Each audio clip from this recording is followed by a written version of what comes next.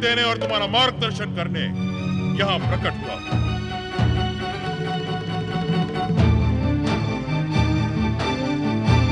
चकित न हो दक्ष पुत्री दीदी, मैं भृगुपुत्र भार्गव शुक्राचार्य, तुम्हारे ही समान मैं भी ब्रह्मा जी के मानस पुत्र तथा सप्त ऋषियों में सर्वश्रेष्ठ भृगु ऋषि का पुत्र होने के कारण ब्रह्मा जी का पौत्र हूं।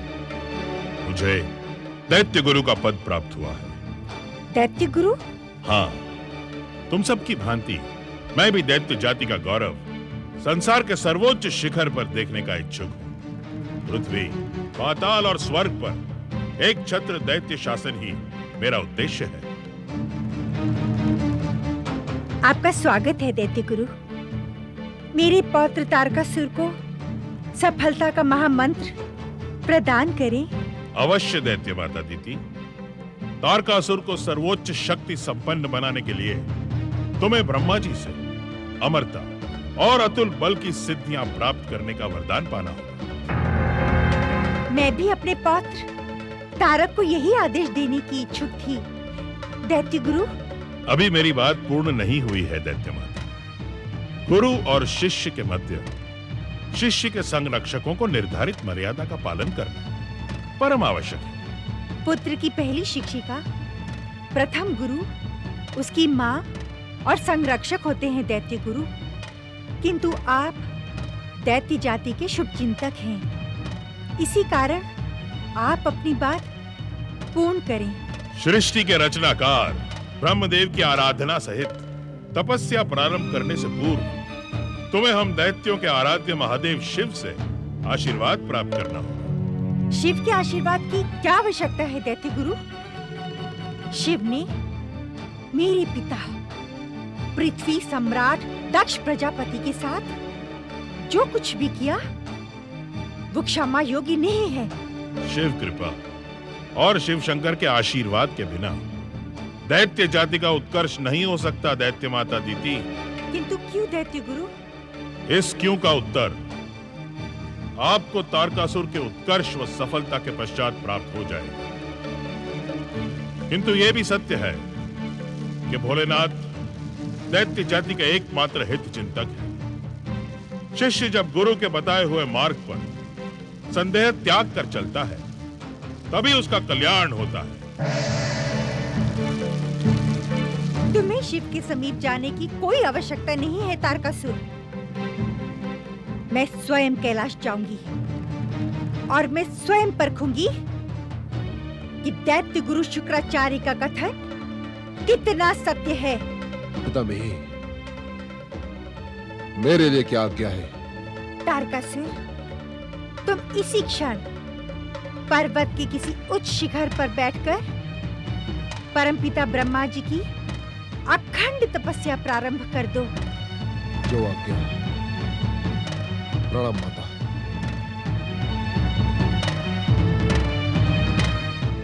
प्रिय पुत्र वधूवरांगी, मैं कैलाश जाकर महादेव शिव की परीक्षा लेकर आती हूँ।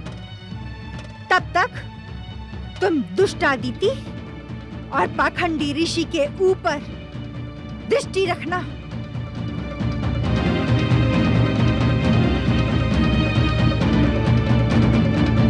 ओम नमः शिवाय, ओम नमः शिवाय, ओम नमः शिवाय, ओम नमः शिवाय, ओम नमः शिवाय, ओम नमः शिवाय, ओम नमः शिवाय, ओम नमः शिवाय, ओम नमः शिवाय, ओम नमः शिवाय, ओम नमः शिवाय, ओम नमः शिवाय। कैलाशपति भगवान शिव शंकर की जय। भोलेनाथ भगवान शिव शंकर की जय। हम आपकी परम पावन सेवा के इच्छुक हैं भोलेनाथ। आप हमें अपनी सेवा का अवसर प्रदान करें भोलेनाथ। गणाध्यक्ष नंदी और तुम समस्त शिवगणों, तुम कैलाश के अभिन्न अंग हो। तुम्हारी उपस्थिति ही हमारे लिए पर्याप्त है। इस समय हमें किसी भी सेवा की आवश्यकता नहीं है। प्रभु, यदि हमसे कोई भूल हुई हो तो हमें क्षमा करें, किंतु अपनी सेवा से वंचित न करें। मन छोटा न करो भृंगी। वैराग्य और तपस्या में लगे मेरे मन को वास्तव में इस समय किसी सेवा की आवश्यकता नहीं है। कैलाशपति शिवशंकर, मैं आपसे कुछ पूछने की इच्छा लेकर ही कैलाश आई हूँ। प्रजापति दक्ष की पुत्री दिवंगता देवी सती की बहन कैलाश में आपका स्वागत है। पूछें, क्या पूछने की इच्छुक हैं? मेरे पूजनीय पिता को अजामुख बनाकर आपने अपना प्रतिशोध ले लिया है। यदि आपका प्रतिशोध समाप्त हो गया हो तो उन्हें पूर्व रूप प्रदान करें। ऐसा प्रतीत हो रहा है जैसे आप अपना प्रतिशोध समाप्त करने के इच्छुक ही नहीं हैं। प्रश्न प्रतिशोध का नहीं है देवी दीदी, प्रश्न है विधि के विधान का, जिसमें इच्छा होने पर भी हस्तक्षेप हम उचित नहीं समझते। दक्ष प्रजापति ने शक्ति स्वरूपा देवी सती को आत्मदाह के लिए प्रेरित कर स्वयं अपने दुर्भाग्य को आमंत्रित किया था। हमने तो उन्हें जीवन दान प्रदान किया था। जीवन लेकर जीवन दान दे दिया? जो जितना योग्य होगा उसे उतना ही मिलेगा। नियंता की लेखनी में दक्ष प्रजापति को अजामुख बनकर ही जीवित रहना लिखा होगा। आपके समस्त तर्क मैं अपनी माता के मुख से भी सुन चुकी हूँ। तुम्हारी माता ने इस सत्य को स्वीकार कर लिया, किंतु तुम इस सत्य को स्वीकार करने को प्रस्तुत नहीं हो। इसका समाधान हम नहीं कर सकते। दैत्य गुरु शुक्राचार्य ने कहा है कि आप दैत्यों के आराध्य हैं, परंतु दैत्य माता दिति पर आपने कभी भी अपनी कृपा दृष्टि नहीं की। आपने वज्रांग के रूप में मुझे ऐसा पुत्र प्रदान किया जो दैत्य शत्रु का मित्र बन गया। इसका दोष भी तुम हमें ही देने की इच्छुक हो? महादेव, मेरा पौत्र तारक सर्वशक्तिमान दैत्य बनने के लिए परमपिता ब्रह्मा जी की आराधना प्रारंभ कर चुका है। यदि आप सत्य ही दैत्यों के आराध्य हैं, तो उसकी मनोकामना पूर्ण करें। सत्य तो यह है देवी दिति कि तारक के माध्यम से तुम अपनी ही अपूर्ण मनोकामना पूर्ण करने की इच्छुक हो। यदि कैलाश पर तुम याचना लेकर उपस्थित हुई हो तो तुम्हारी मनोकामना अवश्य पूर्ण होगी। किंतु किंतु क्या शिवशंकर? किंतु तुम स्वयं तारक को सावधान कर देना कि वरदान प्राप्त करने के पश्चात दुराचार, अत्याचार और अभिमान से दूर रहे, अन्यथा उसका अंत दुखद होगा। कौन करेगा उसका अंत? किसमें होगी इतनी शक्ति जो सर्वशक्तिमान विध्वंसक शक्ति संपन्न तारकासुर का अंत करेगा? ये समय उस रहस्य को खोलने के लिए उचित नहीं है देवी दिति। यदि कोई शक्ति होगी तभी तो आप उसका नाम घोषित कर सकेंगे शिवशंकर। नियंता की लेखनी हर एक का भविष्य अवश्य लिखती है। जो जैसे कर्म करता है उसे वैसा ही फल भुगतना पड़ता है। आवश्यकता पड़ी तो मैं तारक से कहूंगी कि वो नियंता की लेखनी को ही तोड़ डाले। ऐसा प्रयास तुम्हारे पिता दक्ष प्रजापति ने भी किया था। उसका परिणाम तुम्हारे सामने है। तुम्हें सावधान करना हमारा कर्तव्य था।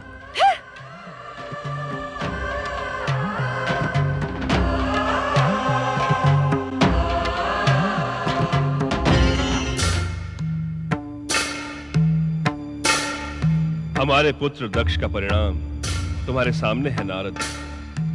आज पृथ्वी सम्राट दक्ष प्रजापति अजामुख होकर जीवित रहने को विवश है।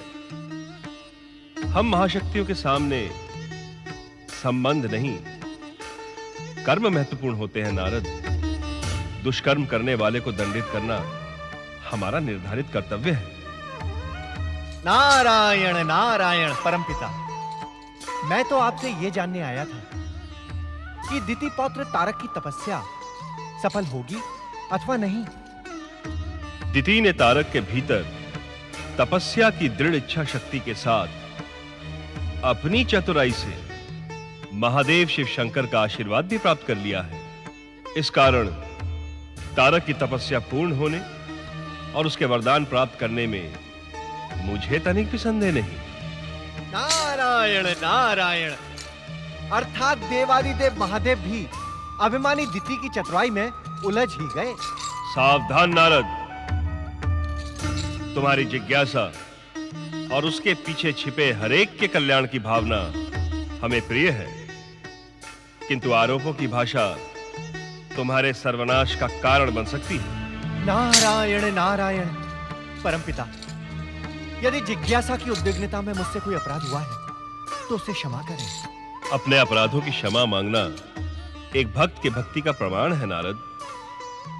महादेव शिवशंकर ने दिति की चतुराई से तारक पर कृपा नहीं की, अपितु यह विधि का विधान है। दृढ़ इच्छा शक्ति और संकल्प युक्त तपस्वी को वरदान देना हमारा परम पावन कर्तव्य है। महादेव ने उसी कर्तव्य को अपनी स्वीकृति दी है। नारायण नारायण। अर्थात वरदान पाकर तारकासुर अपनी पितामही दिति की इच्छा पूर्ति के लिए देवराज इंद्र को स्वर्ग से पतित करेगा। ये भविष्य का प्रश्न है नारद। इस समय यह रहस्य खोलना अनुचित है। किंतु क्या परमपिता?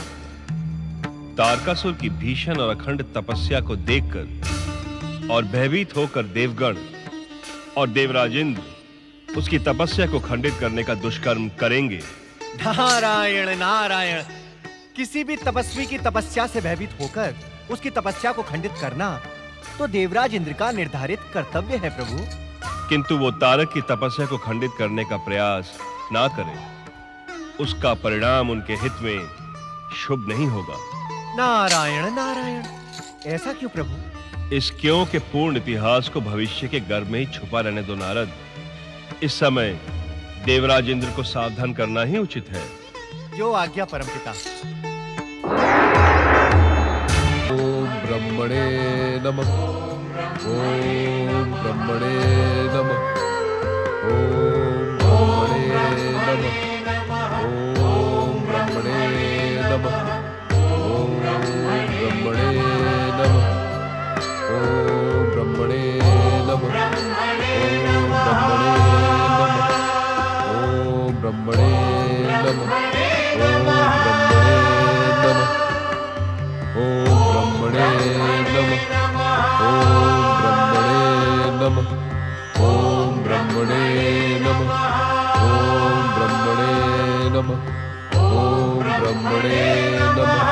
ओम ब्रह्मणे नमः। ओम ब्रह्मणे नमः। ओम ब्रह्मणे नमः।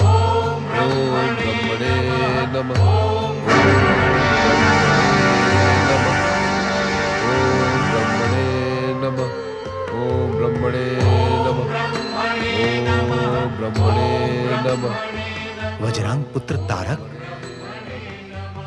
इतनी कठोर तपस्या।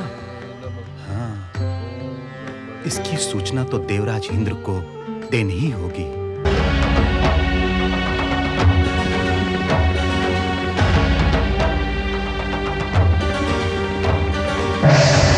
प्रणाम देवराज। कहो देवगुप्तचर। वज्रांग पुत्र तारक अत्यंत कठोर तपस्या कर रहा है देवराज।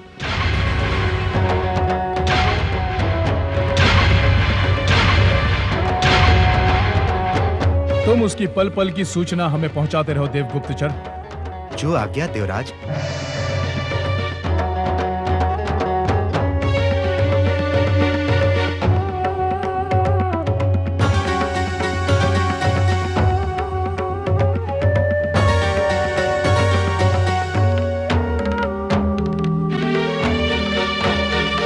ओम ब्रह्मणे नमः।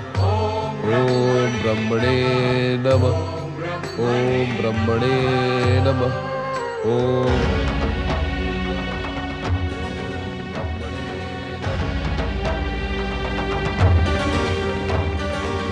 ये हमारे प्रिय भाई वज्रांग का पुत्र तारक ही है ना? आप इतने अधिक उद्विग्न क्यों हैं देवराज? मैं आपको पहले ही बता चुका हूं, ये वज्रांग का पुत्र तारक ही है। आपको इसका पूर्ण विश्वास कैसे है पवनदेव कि ये वज्रांग का पुत्र तारक ही है? इसकी सूचना तो आपको देवगुप्तचर ने भी दी थी। देवराज, आप ये प्रश्न बार बार क्यों पूछ रहे हैं? क्या आपको देवगुप्तचर के साथ साथ मेरे कथन पर भी विश्वास नहीं? सावधान पवनदेव, स्वर्गाधिपति देवराज इंद्र से अभद्रता आपके लिए कष्टदायी सिद्ध होगा। आपसे जितना पूछा जाए उसी का उत्तर दें और ये न भूलें कि आप स्वर्गाधिपति देवराज इंद्र के सम्मुख खड़े हैं। आपको ये वाद विवाद शोभा नहीं देता देवराज। अग्निदेव, क्या आप सब मिलकर देवराज इंद्र के विरुद्ध षड्यंत्र रचा रहे हैं?